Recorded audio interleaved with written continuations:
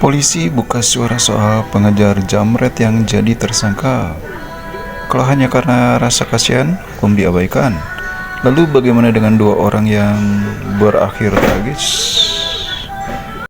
Para pemirsa yang budiman, ini bukan cerita dongeng pengantar tidur. Ini cerita nyata, pahit, dan bikin logika jungkir balik.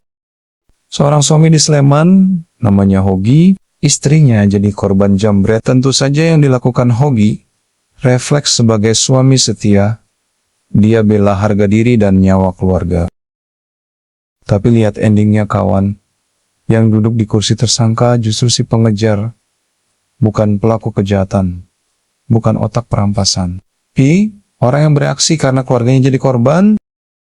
Kocaknya kawan, polisi bilang, ini soal kecelakaan lalu lintas. Ini akibat lulus polisi karena uang, bukan soal siapa mengejar siapa.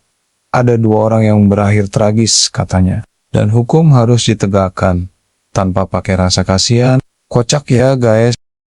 Nah, di sini kita mulai garuk-garuk kepala. Jadi sekarang hukum cuma lihat akibat, tapi tutup mata dari sebab. Dasar polisi lulusan duit. Kalau begitu logikanya begini. Besok kalau ada orang rampas tas emak-emak, terus dikejar warga, lalu pelakunya ketabrak, yang ngejar bisa jadi tersangka juga. Lah kalau begitu, rakyat disuruh diam saja dong, disuruh nonton, dasar polisi kocak, nggak ada guna. Kita disuruh pasrah sambil bilang, silahkan bang, ambil semau kalian.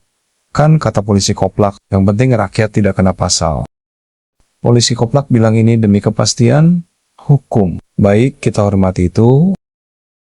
Tapi jangan lupa satu hal, hukum tanpa rasa keadilan itu cuma jadi teks dingin di atas kertas. Ini akibat seleksi polisi dengan duit jadi otaknya debu semua.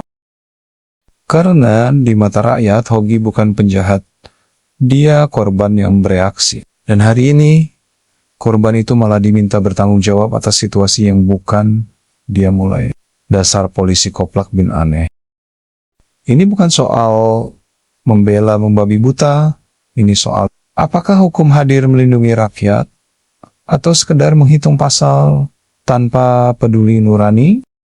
Kalau korban kejahatan mulai takut membela diri, kalau orang baik mulai ragu menolong, maka yang menang bukan hukum. Yang menang justru kejahatan itu sendiri.